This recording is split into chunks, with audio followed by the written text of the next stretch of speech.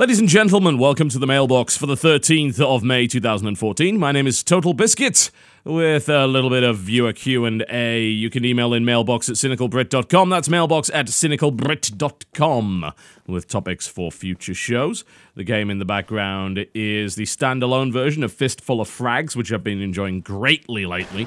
And it should be out by now, I believe, but if it's not, then I did do a video on Fistful of Frags, so please do check that out if you want more information on this game.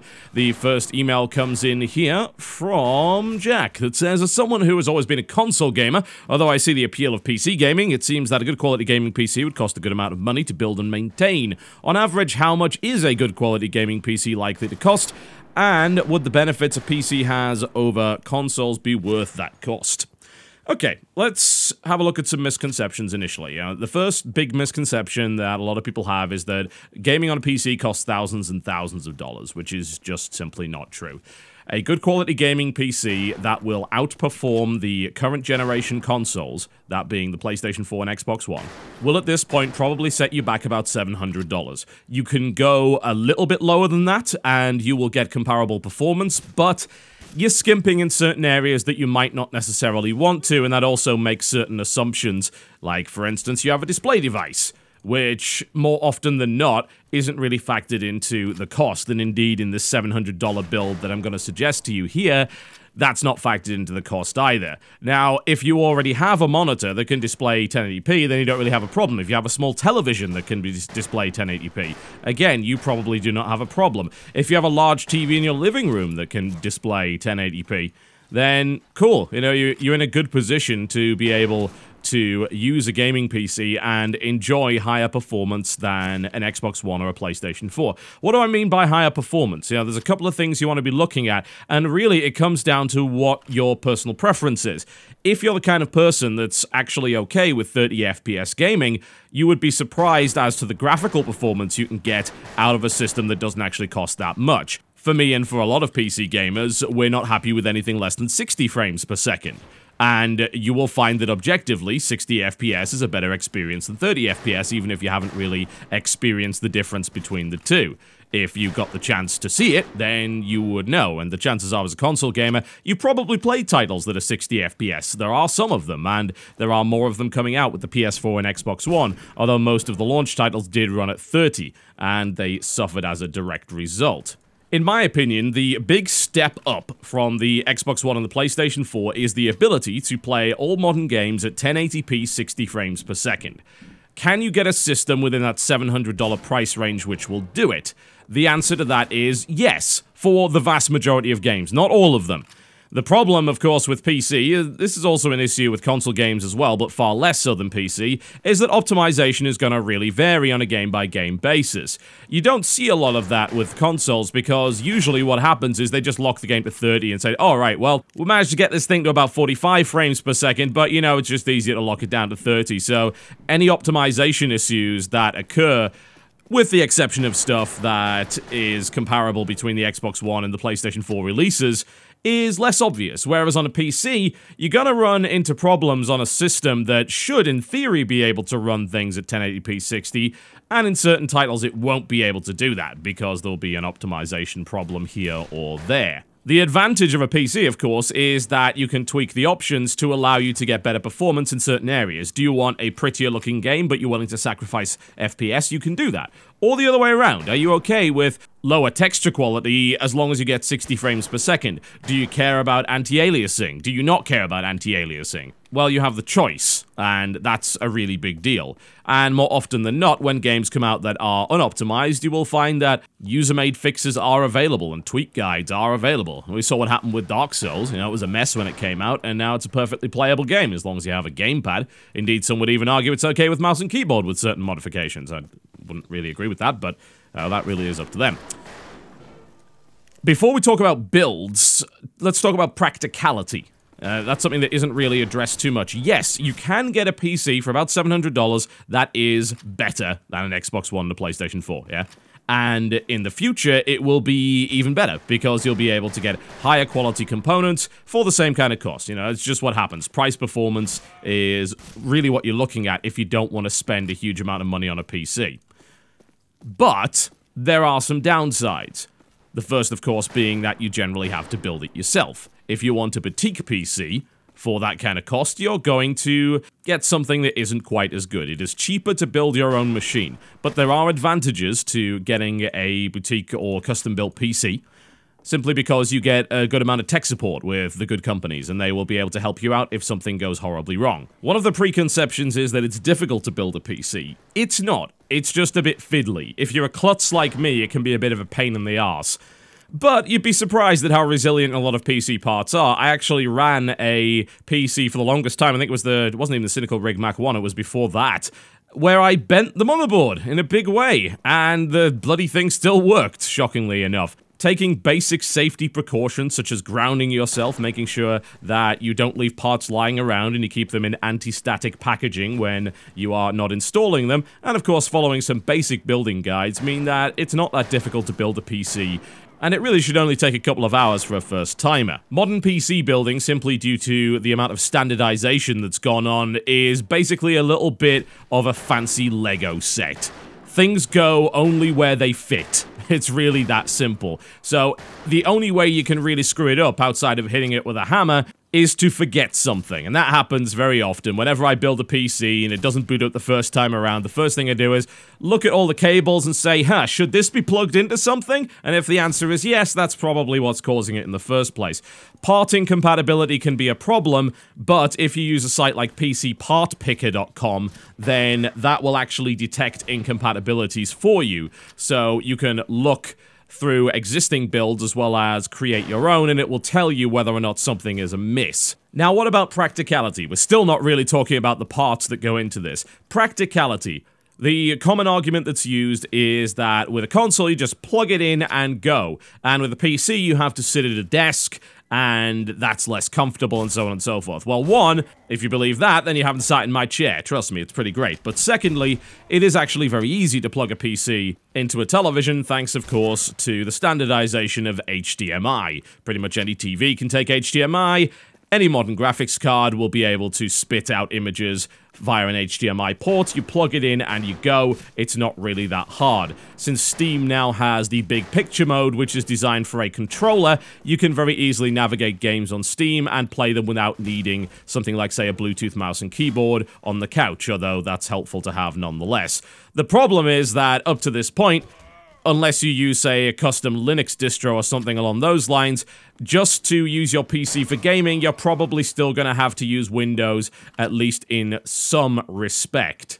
It is possible to set up Windows 8 so you can actually use a controller to navigate the start menu. So if you're really just doing a gaming PC, in particular if you want things like Netflix apps, which are available through the App Store for Windows 8, then if you get a program called XB Start, which is on xbstart.info, you can navigate everything using your controller. I actually have a tablet called the Razer Edge Pro, which does a similar thing, but it's kind of designed to do that right out of the box, and it does have a touch screen. So if you're looking to navigate around with a TV and a controller rather than getting something like, say, a Bluetooth mouse and keyboard, which is useful anyway, then you may wish to use something called XB Start, and you have a console-like experience at that point, but you have the option of all that customizability, and you also have more horsepower, as well as a much, much larger gaming selection than you could possibly find on a next-gen machine. So, I feel that a lot of the criticisms that are leveled towards the PC and reasons that are given for getting a console instead are not particularly valid. There are valid criticisms. Yes, it is more expensive to set up a PC, but nowhere near as much as people claim it to be. And of course, PC technology scales on a year-by-year basis, whereas you're having to wait 5 to 10 years between console iterations. PCs will always be getting more powerful, whereas consoles stay the same, and it's really up to developers to squeeze that little bit extra juice out of the hardware that already exists. It is more difficult to build a PC than it is to buy a PS4 and plug it into a television. Yes, you are absolutely right there, but it really is only something you have to do once, and then a little bit of maintenance every couple of months just to blow some of the dust out of the fans and give it a little bit of a clean is really all you need to do to keep that thing healthy. Can it break? Absolutely. Is it difficult to diagnose what broke? Not these days. Modern motherboards have very accurate error codes that will generally tell you exactly what's wrong. If a part goes bad, you can replace it. A reformat will fix 90% of your problems most of the time, which takes, at least on modern systems, about an hour. And worst comes to worst, you can take it to a repair shop and get it sorted, which is really not that difficult, and you can find them pretty much anywhere. So, you are on a PC channel, so you're gonna hear recommendations for PC, but honestly, I do feel there are not actually that many reasons against getting a gaming PC versus a console, unless you are very interested in the exclusives that are available on those systems, which is why I own those consoles, but it's also why they don't get turned on very often, because there actually aren't all that many exclusives these days. Most games are multi-format, and these days, the vast majority of multi-format games are gonna look way, way better on PC, and even if they don't, chances are someone's gonna make it look that way a little bit later down the line. The cost factor is very easy to mitigate because you can get PC games a hell of a lot cheaper than you can get console games. New games, for the most part, release cheaper on PC than they do on console. This varies depending on what region you're living in and also which publisher you're dealing with. You know, Call of Duty is still going to be the same cost on PC as it was on console, and Activision is notorious about not heavily discounting their titles. That said, the vast majority of releases are going to be at least $10 or your regional equivalent cheaper than you would find it on a console, and of course, things like Steam, GOG, and Greenman Gaming sales can be absolutely massive. If I head onto Steam right now, I will find over 100 games on sale, many of which are of high quality, and even if I wish to acquire something like, say, Murdered Soul Suspect, which is a forthcoming game that's being released on next-gen consoles, I can get it for $45 instead of the $60 that it would cost me on a next-gen system, and those discounts really, really do add up. You invest a little bit more initially to potentially save a lot more in the long run, particularly if you happen to buy an awful lot of games. Now, there is the disadvantage that you can't rent games on PC. That is very true. There are some services that still exist, like OnLive, which will allow a pseudo kind of rental system. Or in Europe, you can find things like Metaboli, which is a monthly subscription to be able to download and play hundreds of games as well. But outside of that, the chances are you're not going to be able to rent a PC game. Most PC games these days are digital or use a digital code of some sort to lock the game to your account. So there will be no used games. You can't sell your games, but the advantage of that is that you will be saving money on each game you buy, and you can find games that are frankly ludicrous in terms of their deep discounts on a weekly basis on platforms like Steam, GOG, and Greenman Gaming. Let's say you only bought 10 AAA titles every year. Well, for the most part, those AAA titles are going to be $50 on PC and $60 on console. So you will be saving, on average, $100 every year, which is a pretty good deal considering that we're talking about a build that costs $700 versus a $500 Xbox One or a $400 PlayStation 4. Now, if you wait on any of those titles, the chances are you will find deep discounts. A few months after, the chances are you're going to find them a lot cheaper than you would on console, and that level of discount simply does not happen on console very often compared to on PC. So, if you're patient, you can save even more money. Anyway, I think that explains the reason why I believe that PC is clearly the better choice if you're willing to invest a little bit more up front. The builds that I'm talking about, around $700, are fairly varied. There are a number on PCPartPicker.com that are very good. A simple example from that site by BigJ21 would be an Intel Core i5-4440 with 8 gigs of Corsair Vengeance RAM, alongside a Radeon R9 270 graphics card, and slap it into a decent case with a decent power supply. And for the love of God, don't skimp on your power supply. That's the heart of your machine. It can die if you don't have a good one, so make sure never ever skimp on the power supply. Stick in a decent motherboard, a reasonably fast hard drive, and that will cost you less than $700. What, of course, that does not include is a display device and, of course, a copy of Windows, though Windows 8 is particularly cheap. Doesn't cost too much to get a hold of that whatsoever. Other graphics cards that are good around that price range, you can pay a little bit more and get a bit more performance out of, say, a GTX 760 Ti. And if you then swap out the processor for an AMD CPU, the chances are you'll save a little bit there. There are so many examples of systems that will work for $700 or less, and you'll find plenty of them over there, as well as a lot of really good advice. Just be aware of what exactly your expectations are, and then pick the parts based on what exactly you want. If you are looking for 1080p 60 gaming, make sure you get a graphics card that can actually support that with the majority of PC titles. And do remember that new PC parts are coming out all the time, and brand loyalty is not necessarily a good idea, since a lot of these companies are trying to one-up each other and will often gain an edge in the arms race. Look at the benchmarks, look at price performance, find out what's working the best right now in your budget, and then go with that. Well, that was a lengthy one, wasn't it? So we're gonna do one more question before we wrap up the show. This one comes in from Alex that says, please don't misunderstand this question. I do like to watch your videos, but as of late I realized you don't report on games that I really would have hoped to see on your channel. For example, Wargame Red Dragon and Sir You Are Being Hunted. Both of those games are, according to Steam, released. In the case of Sir You're Being Hunted, it is out of early access, which would be a nice opportunity to report on the whole thing again. I of course understand that you can't really report on every single game coming to Steam, but when I look at the videos you've posted in the past week, for example, Battle Pillars, Chaos Domain, and Blood Rain, none of which I saw on the Steam page, it just seems that you're reporting on little games and moving away from the more popular ones. Is my fear justified, or did you just not have enough time to report on the bigger games out there? This is a fairly frequent question, so it's a good opportunity to nip this one in the bud. I think this happens every time we have maybe a week or so where there's not a big title on the channel. And people say, oh, we've just switched over to indie games. Well, in the last week, if we look at the games that I've actually covered, let's just go over the last 10 days, just because it supports my argument a little better. We had Amazing Spider-Man, which is, of course, a big release, Chaos Domain, Blood Rain Betrayal, Dawngate, Bound by Flame, and Tesla Effect, a Tex Murphy adventure.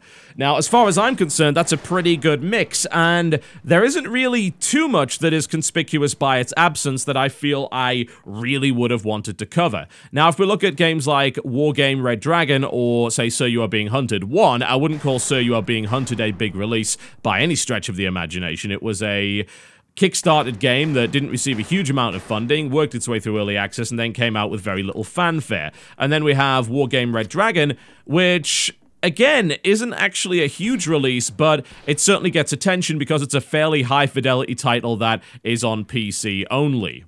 Now, here's the thing about video production when it comes to games like Wargame Red Dragon. Those games are very, very difficult to assess because they have a huge amount of depth. In the case of Wargame Red Dragon, it has so many units that it is nigh on impenetrable without a really good guide, and the tutorial for that game is not particularly good.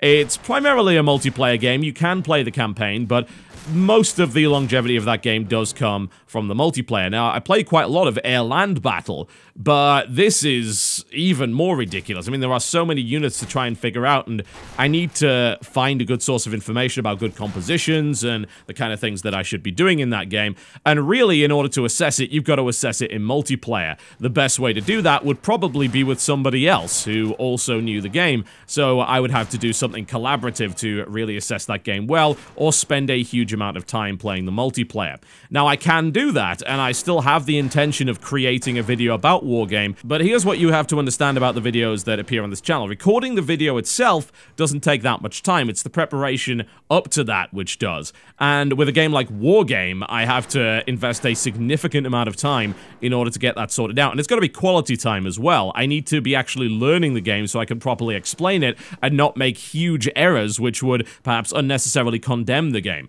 I'm very wary with titles like that because they are inherently complex. But more often than not, the explanation as to why a certain game gets a video and other games don't is as simple as timing. Something like Wargame came out at a kind of awkward time. There's a number of reasons for that. Obviously, you know about my recent health problems, so that's been keeping me away from the computer more than I would like. And the amount of preparation required in order to actually create a video on that, combined with its release date, has resulted in it not coming out when I hoped it would. That came around at the same time as Trials Fusion, at the same time as War with the Vikings, at the same time as Last Federation, as well as a whole bunch of other games that I also managed to miss out on. Hell, if you want to scroll back and try and find Wargame Red Dragon, good luck!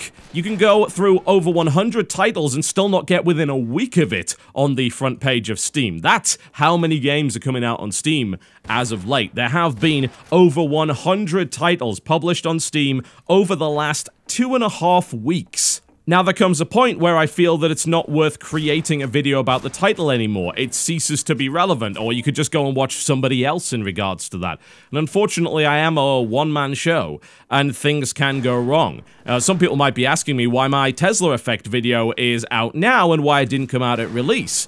Well, the reason that didn't come out is because there was a saved game problem. And that saved game problem prevented me from making the video until later on, until I was able to find a solution when Atlas contacted me with some save files to replace the stuff that had corrupted in my review code, which was a problem that had affected a number of different people. So my Tesla Effect video, regardless of me having the preparation work done for that, had been delayed. And also I wished to get a little bit further into the game, but since my save files had imploded, I wasn't able to do that. Another great example would be Child of Light. The only reason why WTF's Chaos Domain actually exists is because Child of Light does not. Why is there no Child of Light video? Because my save files were, again, corrupted by a patch that updated the review code to the release version, which nuked my save files along with a lot of other people's as well. And that messed my schedule up completely, and as a result, a Child of Light video was never made. So I needed something to replace it in my schedule, and I found a title that took less time to assess, because I'd done all the prep work for Child of Light, and it ended up being completely useless. It was wasted time because I wasn't able to get far enough into the game to provide the footage that I needed. So it ended up getting abandoned and replaced with something like Chaos Domain. And Battle Pillars is a similar sort of situation. It's a little bit weird to do a video on stuff like that, but one, I kind of like to do the occasional video on a really small and obscure title. I think they deserve the publicity. If you look at Tech 3001, obscure game, 269,000 views. People cared more about that than they did about Warlock 2 The Exile, for God's sake, which is actually a big release. Or Batman Arkham Origins Blackgate. I think it's the variety that really helps this channel out, and honestly, I don't think there are really that many big games that I miss. Ultimately though, since I'm a one-man operation, my priority is to make sure that I try and get 2 videos out a day, 6 days a week. That's the schedule I try and hit, that's what we have discovered is optimal. Any more than that, we actually get a drop-off because people just don't have the time to watch everything that I put out. Stuff gets buried under other stuff, so we aim, where possible, for 2 videos a day. I've not been hitting that lately, and that's disappointed me and probably disappointed you guys as well, and I'm very sorry about that. I'm hoping once this health complication is dealt with, I'll be back to my regular schedule and be able to keep up with that kind of stuff. But I need to put those videos out because that's what I get paid for. And if I can't do it on one game, I may elect something else to stand in that otherwise simply wouldn't be there. I have not made a conscious decision to avoid covering Sir You Are Being Hunted, although my assessment of it up to this point is not very good. The problem is, with that game in particular, I think that you need to play a lot of it to really get a feel for it. It's one of those walking simulators. There's a whole lot of nothing going on in that game. And that can become problematic if you're looking to assess it properly, because there is so much downtime. I also just frankly don't like it, and I am less willing to play enough of a title that I don't like in order to actually assess it, unless I have a good motivation to do so. I'll do that with AAA games because I know, look, this is actually going to be a big catch for the channel, a lot of people want to know. I would say that not that many people do want to know about my opinion on Sir You Are Being Hunted, and it could be substituted for pretty much anything else, and the chances are I'd probably get the same amount of views, and I wouldn't have to endure walking around in a game which, in my opinion, is fairly bland, and is not the kind of game that I really enjoy playing. That game is a slog. Those are the kind of games that are work. Yeah, there's no kind of enjoyment that I'm finding out of it. It's like, okay, I need to do X number of hours to really get a good idea of what's going on here.